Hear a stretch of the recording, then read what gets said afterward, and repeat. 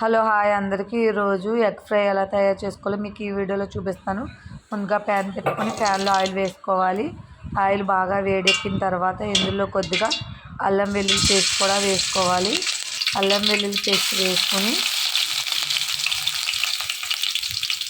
తర్వాత onions mixie పట్టుకున్న paste కూడా వేసుకోవాలి. వేసుకుని ఇదంతా కూడా బాగా మిక్స్ చేసుకోవాలి.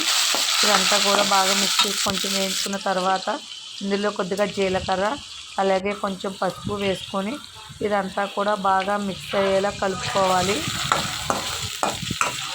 ఈ విధంగా మొత్తం అంతా కూడా బాగా మిక్స్ అయ్యేలా కలుపుకోవాలి.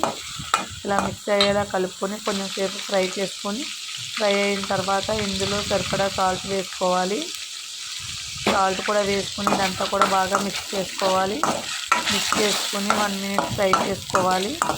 1 మినిట్ ఫ్రై అయిపోయిన తర్వాత ఇందులో సరిపడా కారం కూడా వేసుకోవాలి.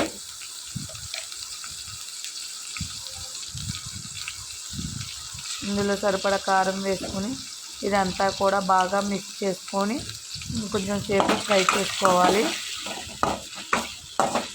ఇలా మొత్తం అంతా కూడా కలుపుకుంటూ ఫ్రై చేసుకోవాలి. అల్లం వెల్లుల్లి పేస్ట్ పచ్చివాసన పోయేంత వరకు కూడా బాగా ఫ్రై చేసుకోవాలి.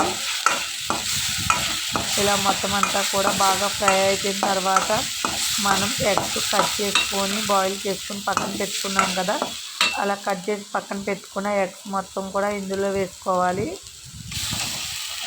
వేసుకుని వీటిని కూడా ఈ పేస్ట్లో ఎగ్స్ మసాలా పట్టేంత వరకు కూడా కొంచెం సేపు వేయించుకోవాలి. ఈ విధంగా ఎగ్ ఫ్రై తయారు చేసుకుంటే చాలా టేస్టీగా ఉంటుంది.